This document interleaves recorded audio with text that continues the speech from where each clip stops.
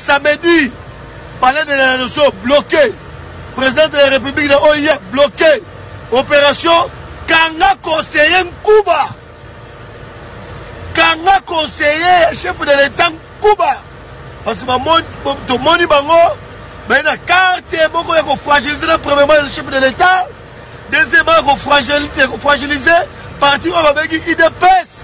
On a les véritables héros. Jabbar Kabounda Kabound, dans le secrétaire général Augustin Kabouya. Il y a un biso qui est chef de l'État, Tembe. Dans le Congo central, le Congo officiel, les années de retour qui avancent là, comme chef de l'État, dans le monde, il y a le peuple congolais, dans la valeur, on doit prendre le peuple d'abord. Nayango, dans le Congo, combattants, à partir de samedi, opération Kanga conseiller Kuba. Et opération Tabindako et PPRD et Balou qui les recommande d'Ako conseiller. À partir de samedi, combattants, c'est combattants. Quand vous voyez qu'on va conseiller, on va saper un conseiller chef de l'État en tout cela. À Foroli, orchestre biscade. Dit, vous blaguez avec le pouvoir. Vous blaguez avec le pouvoir, maintenant vous allez sentir. Merci, je vous remercie.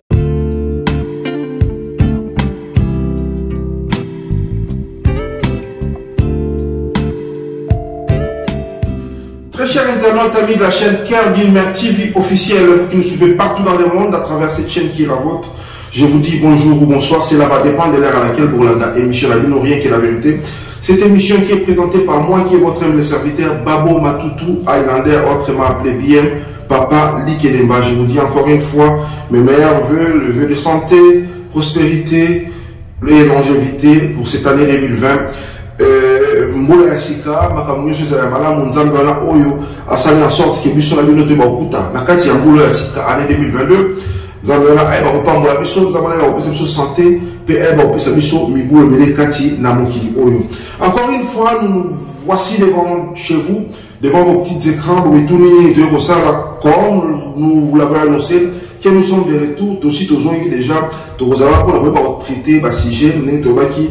Cette émission, rien que la vérité, présentée par moi qui est votre humble serviteur, est une émission à caractère politico-socio-culturel.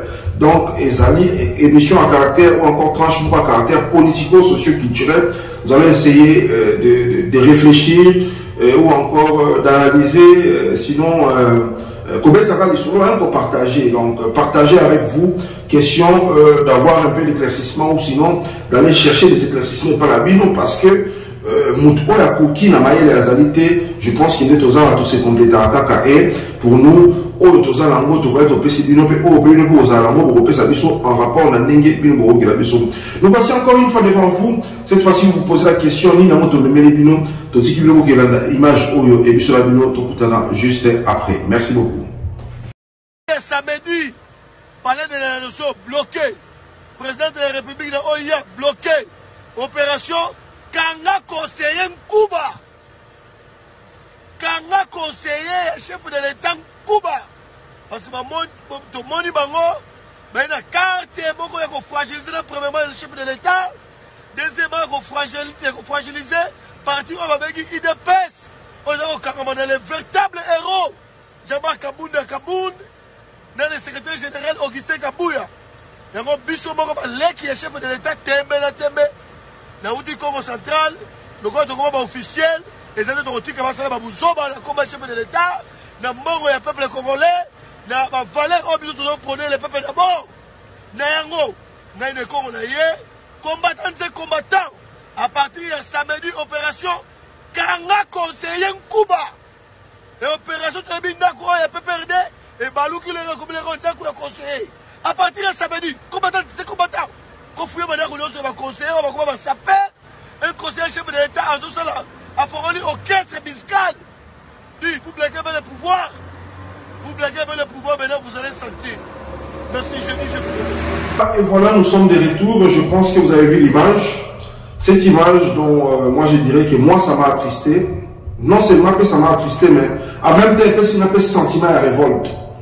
Donc, na katinanga, na des sentiments mélangés. Et je me pose des questions. Pourquoi? J'aimerais bien savoir le pourquoi, mais à un moment donné, je me dis, bon, c'est comme ça, il fallait ça la voilà. Et je pense que Bilo Pétan Bolandi peut m'extraire image vous posez aussi la question pourquoi. Et en même temps, vous vous rappelez, moi, sentiment, la paix, la révolte, et la tristesse. Et en fin de compte, vous finissez, vous comprenez qu'il fallait les regarder. Donc, la vidéo que vous venez de suivre, un des combattants, ou encore un des partisans, il y a IDPS, Oyo a lancé un message contre le conseiller Nyonso, il y a chef de l'État, Félix Antoine Tshilombo Tshisekedi.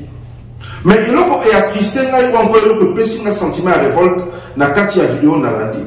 C'est que quand le monsieur parle, ils ont cité les héros, il y a des comme héros nationaux ou encore héros, il y a UDPS, le président, il y a UDPS, donc président de l'intérim, il y a UDPS Jean-Marc Kaboun, et à citer les sous le secrétaire général, il y a UDPS Augustin Kabouya.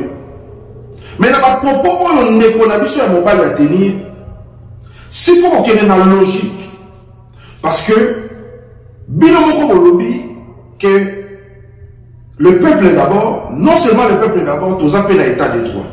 S'il faut qu'on ait dans la logique, ma propos, on est qu'on a vu sur un mobile à tenir, en tout cas, j'aimerais bien que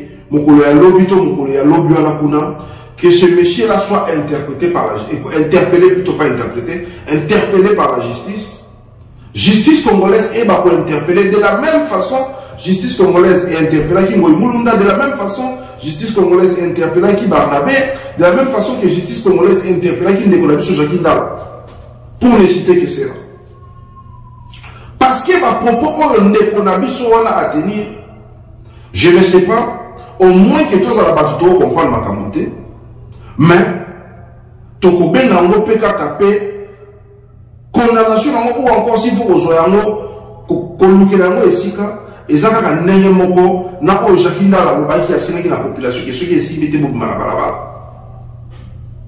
Pendant que vous avez la division, pendant que vous avez la bateau, comme besoin de citer ma haine, un monsieur qui passe à la télé, ou encore à travers les réseaux sociaux, lancer un message à tout partisan, il y a UDPS, qui si vous avez opération, tu as conseillé opération, Kanga conseiller à président de la République bétaillé.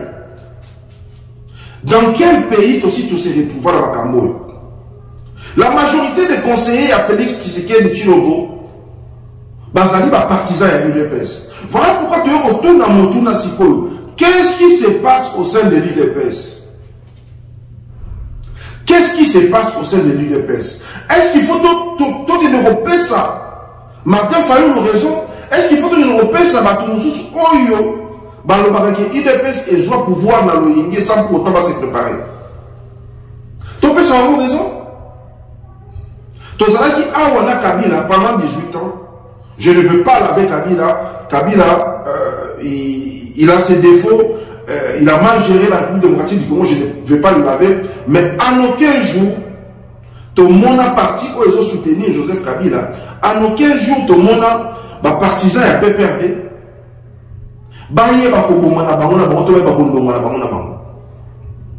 Ce mec ou encore ce monsieur a eu l'audace ou le courage.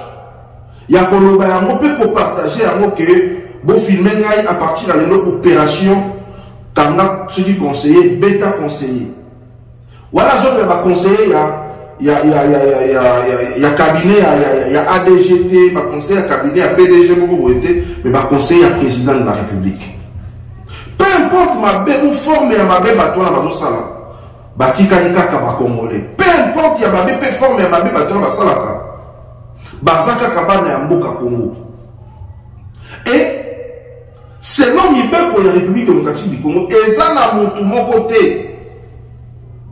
Ils ont le droit de juger, ceux qui justice et interpeller par le terrain. Ceux qui le peuple a dit, à tout peuple, la justice, le peuple a a marché d'une manière pacifique pour un changement. Mais de l'autre côté, Jean-Marc Kaboundium, président, il y a UDPS. Augustin Kabouya, secrétaire général, il y a UDPS. C'est vrai que les parlementaires de Bouna Bino Bino Bolobaki, Bino Girarate, tout comme Bamo Bolobaki, Makambo Bolobaki est engagé à la partie. Oui, c'est vrai que Makambo est engagé à partir terre. Mais ngai nazali mwana ya tata na biso. Soki nazo finga batu libanda, soki naza impoli libanda. C'est vrai que impolitesse nanga est engagé tata na ngai te. Mais d'une part, ils ont reflété l'image de la famille na biso. Soki ils ont reflété l'image de la famille na biso te, mais bat pas ko juger famille na biso à travers le comportement na ngai. Ce qui est IDPS ou encore secrétariat général, ton président c'est IDPS et il faut gérer les parlementaires déboutés. Alors combien de fois IDPS est qu'on dit Mamakambo Oyo, les parlementaires déboutés. Dans la minute où tu connais la mission, dans la République, il y a République Moro sans loi. Bon, tout le monde va conseiller parce qu'aujourd'hui, nous devons quand même admettre que IDPS, bateau bazalaki na Kinshasa, ou benga qui va combattre à Bunda pour que l'IDPS soit au pouvoir. N'a pas de la mission de Baouta Poto, ou le balanda président de la République, au président de la République, a fait ça en poste. Non, voilà, Ezali, Boyokani Ezali, et aujourd'hui, l'accusation Ezali, que ceux qui les noms Moussala et chef de l'État, ils ont marché de sous-souté. D'ailleurs, nous allons faire une émission sur ça. Tout ça, on a un élément qui est l'appui pour que la comparaison n'est pas raison. Nous n'allons pas comparer, mais tu peux comprendre il y a mon chef de l'État, Félix Antoine Tshilombo Tshisekedi Alobaki. Comment ça se fait-il que Bino na Bino, beaucoup bisiko Bunda, Liboso Tango, Mokondiamboka Félix Antoine Tshilombo Tshisekedi a eu pouvoir, Makabuta Mozotango la bien été le rôle à Bazalaki, l'association na FCC. Le cas passé qui coalition à FCC, ils vont gouverner ensemble. Pour qui que non, et ça dit FCC pour ça la manœuvre pour que Mokondi Mboka a réussi. Bon, ça est fort FCC et Longo et Tiki Mokondi Mboka Yemoko. Mokondi Mboka qui pour la majorité na Yemoko. De l'émission sur les gars Lukeliam. Na kati ya majorité on a Moïse Katumbi à rejoindre. À un moment donné, comme on a Moïse Katumbi pas comme perturbateur, Moïse Katumbi a aussi la bonne, Moïse Katumbi a mis mandat à président de la République, Félix Antoine Tshilombo Tshisekedi et Simbate. Donc comme nous Luka, il faut fouiller pour la Moïse Katumbi. Les autres ont se retrouvés. Binomo Koba na IDPS pour se rendre compte que les conseillers bazali pembeni ya Mokonzi Mboka bazosala musala ndenge sekeli basala te. Tala to mona yekuna na Kasai. Conseiller principal, il y a chef de l'État dans matière énergie. Tout le monde niveau il y a intimidation et aussi trafic d'influence. Le peuple d'abord. Tout le monde côté Moussoukouna, conseiller, il y a chef de l'État, Vidien Chimanga, il y a des sous trafic d'influence à comité à niveau, il y a un giflé. Nous sommes dans la discussion. Et les lots, combattant IDPS, l'ennemi, opération, Kanga député, non, Kanga conseiller plutôt, il y a chef de l'État, Bétaï. Opération Balansaka qui est au Yebi, n'a pas battu un peu perdu, ou en Sili. Et comme il y a opération, ce qu'on conseiller chef de l'État, Bétaï. Bota niveau bozo mi mamboka na désordre. Mboka ba géraka yango na CNZTT batekolanga yi. Mboka ba géraka yango na CNZTT. Nous ne sommes, moi personnellement, je ne suis pas contre le président de la République. Je me dis que c'est une personne, il a eu son mandat, il va travailler 5 ans ou encore, sinon c'est pour c'est un deuxième mandat, à ça les 10 ans d'aller, sauf qu'on respecte le mandat, à Kokende, il y aura une autre personne qui va remplacer. Donc, à ça la malade, moi ça la malade, et ça la moto, mon côté, vous avez un pouvoir, il y a pas pour arrêter le temps. Il finira toujours par partir. Pour moi, c'est ça la solution. Même si on a la bonne moïté, même si on a la bonne moïté, mais à côté, il finira toujours par partir. Ce qui est comme la logique qu'on a au monde de la Macambo. Il y a aussi comme ça la désordre et finira toujours par partir. Donc, dans l'émission précédente, tant que nous avons tourné dans Kassai, selon ma destinataire peuple, où est ce peuple à Sénat qui est dans le Konzamboka? Ceux qui n'ont pas la place, c'est quand la minute va sanctionner.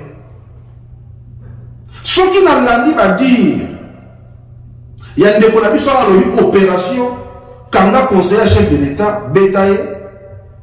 Na commission pour ça l'analyse, les bossons Kabila ont freiné, mon Konzamboka.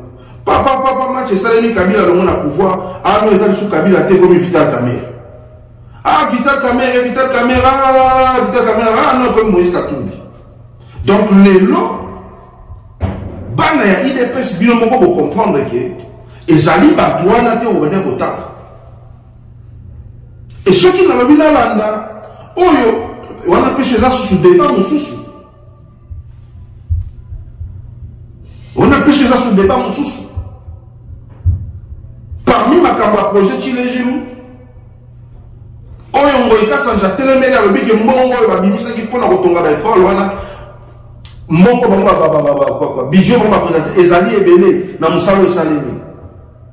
To moni monsieur Salomon Bilonga si je ne me trompe pas l'autre conseiller chef de l'État oyo ablikaka akenda ko crucifier Vital Kamerhe na nini kwa na justice. Il est passé pour défendre. Mais tu as des tweets, moi, qui n'ont jamais Kabunda pour défendre. Qu'est-ce qui se passe au sein de l'UDPS? Moi, je pressens. D'ailleurs, c'est quelque chose que déjà avant même tout moment. Je pressens Jean-Marc Kaboun quitter l'UDPS. Pour moi, c'est déjà prévisible. Qu'est-ce qui se passe dans l'UDPS? Les partis au pouvoir, binomo besoin au pouvoir, binomo besoin à l'opposition. Bah déjà, on a fait un ZTT. Bon, si vous avez déjà mon conduit à son dirigeant, ça mon conduit pas la Congo nyonso. Mais abîmer la partie d'Abino. Admettez cela. Bishop est toujours assis, même Bishop est toujours admettre que non, c'est vrai. Et ton demi en mot. Mais pendant ce temps, tout dit qu'il attend. Pour si quoi, moi que comme vous comptez à ce qu'on a KO. Après, ceux qui vont gagner, va conseiller dans vos bêtises. Bah, oh, il y a six ceux qui vont passer jusqu'au madame Théozasoune. Et pendant ce temps, peuple a son coup fanzala. Pendant ce temps, peuple a son léla qui est déclassé. Pendant ce temps, peuple a osé la Kissi. Pendant ce temps, peuple a osé la Nzela. Pendant ce temps, peuple a osé la Massou et comme le Mbisi ou Tanini quoi. Kisangani, Tomakaya, ou Kisangani, Tombisi ou Équateur et Kita. Pendant ce temps, peuple a osé la Maïa Komena. Peuple a osé la courant. Vous êtes là pour la distraction. Bon, qui n'a pas idée, la vie au chef de l'État, bon, ça y va idée. Quelle est cette barbarie? Bah, nous avons fait IDPS. Bon, mais nous avons canassé. Bon, mais nous avons canassé. Opération quand on a conseillé à président de la République bétaillé. Et ça, nous avons gagné. S'il faut parler de la démocratie, nous avons la bino, vous avez un vrai démocrate.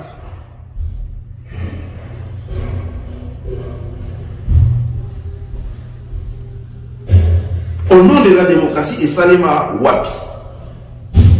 Ndekonabiso à IDPS admettez que Moka Bosu a moumimi à mon assez. Et Salema nulle part. Quand je dis nulle part, c'est nulle part. Bino la kati bokomi kobunda. Si ko bato ba libanda peuple ya libande olobani. Peuple zolé là. Voilà pourquoi M. Tokosenga na mokonzi ya mboka Félix Antoine Tshisekedi Tshilombo. Tu as été élu, ton élection a été contestée, oui, tu es bien, mais aujourd'hui, nous aussi ton dimanche déjà que Yondé te dirige à Mboka depuis ton quartier du Congo. Bah, tu nous souviens qu'on a commis qui tisse à un niveau, on a été au côté de la débat, mon peuple. Et ça, débat, moi, assez, oui. Mais, yo ne me konzi mboka. Ne la baki ça la débat musuto au fungola. Kabila loba soka renga 15 personnes à pas mamé le Congo bongi. Est-ce que Félix Antoine Tshilombo Tshisekedi dans la moitié mi balé? Yango balobi moko na no komate ma bataille kita. Et si on a combattu ma bataille kita, c'est bien qu'on on ne chante pas la victoire avant la guerre. C'est bien qu'on que ceux qui m'appellent c'est la rosa la boye. Mais réellement si ma pétant ma pêche US pour oui au sala makambango. Non, bande on a besoin de pèse bozo sala soni. Bitumbe comme na carte de bino on peut comprendre qu'est-ce qui se passe. Qui gère l'IDPS aujourd'hui? Est-ce Jean-Marc Kaboul? Est-ce Augustin Kabouya? Est-ce que Félix Antoine Tshilombo Tshisekedi a sous la moya pour la carte de l'IDPS? Oui, il y a un moya pour le. Mais désordre ils ont les cas à Congo et l'IDPS. C'est pour ça qu'il est l'élo. Bakangi, conseiller, Betty Bango. Ceux qui n'ont pas Kangi, conseiller, Betty Bango. Tokolobani. Mais quand il y a un peu de temps pour les années, nous avons mis sur le mobile et j'aimerais bien que ma service ait identifié. Pourquoi? Parce que ceux qui n'ont pas qui Jacqueline dans la peau dans les citations, ceux qui ont la haine, raison pour avancer qui, ceux qui ont qui Barnabé pour Amangaki Mokondamboka respect, ceux qui ont qui est dans les quoi, Ngoïmoulou n'a pas le bail que non, Kabila Zaya Bisso. Alors, il faut que Mokandapé ne connaisse pas mobile. Donc je ne vais même pas citer son nom. Comme même Mboka la Bouzo Baya Boyela. Mboka ni bien matin tout le monde a la Mboka. Si tu regardes la démocratie, c'est ça la démocratie. Même si vous avez un même si on aime ton bunda qui a bunda, monsieur Baponi, Nima admet. Accepte aussi. C'est ça la réalité. C'est ça la démocratie. Démocratie, ça on va battre. Très chers compatriotes, très chers internautes, Bande Bolangay, Tony Nalarami, mais monsieur, rien que la vérité dans le Baka. Tu as rapport à condamner, mais tu as rapport à réfléchir, tu as réfléchir. Analyse, tu ça la caméra, tu as beaucoup plus de réflexion. Tu as beaucoup plus pour réfléchir parce que tu vas lier avancement, ça va réfléchir ça. C'est comme ça que ce concept est monsieur, ça va réfléchir, tu vas longo. Biso to lobby, bino pe boye, biso atala litoi, makamo bino bozo penser. Vous pensez que dans le rythme haut, vous pensez que dans le rythme haut, vous avez vraiment la chance, Félix Antoine Tshilombo Tshisekedi, ceux qui ont besoin de mandats dans le bac awa, ça y est des mandats, et ceux qui peuvent décider de passer des mandats, et ça y est des mandats, mais il finira toujours par partir. Et le problème avec le temps, c'est quoi là? Peu importe. On y se repère sa promesse. On y se repère sa promesse. C'est que mon gars est là, il pour sa promesse là. C'est ça le problème avec le temps. Le temps, c'est Dieu. Et encore à Dieu le maître des temps et des circonstances. Tant les années Zambé, problème les années tu peux faire une promesse. Mais la promesse que tu as faite là, tu ne vas pas négocier avec le temps pour qu'il y ait réalisé la promesse. Non. Ce qu'on va y en 2022, en juillet 2022. Le temps ne va pas s'arrêter jusqu'à ce qu'il y ait en juillet 2022. Non. Le temps est pour continuer au sein. Les jours vont passer, les semaines vont passer, les mois vont passer. Et pourquoi on sera capable de tant mieux. Ce qu'on sera capable d'être assume qu'on peut quitter. La promesse est une dette.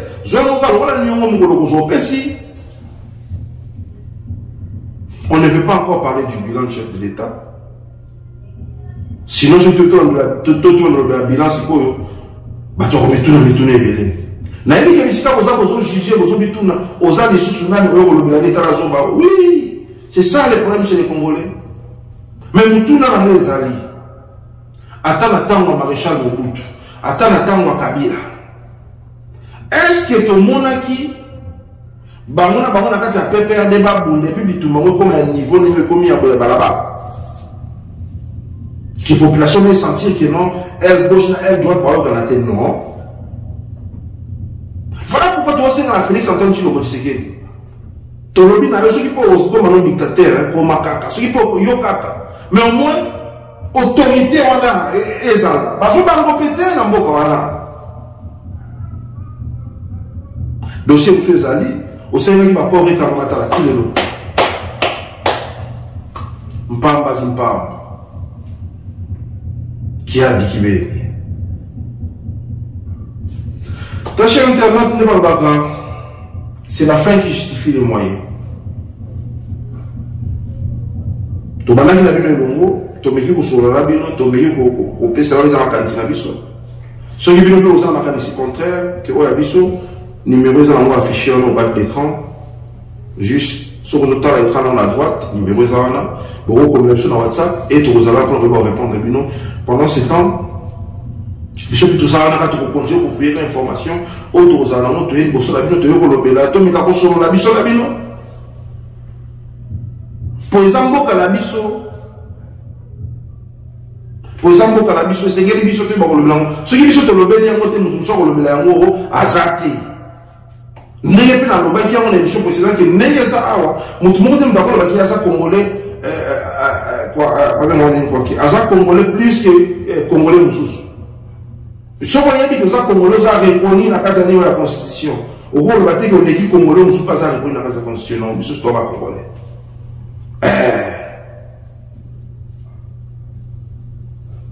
Nous avons dit ça, nous avons dit.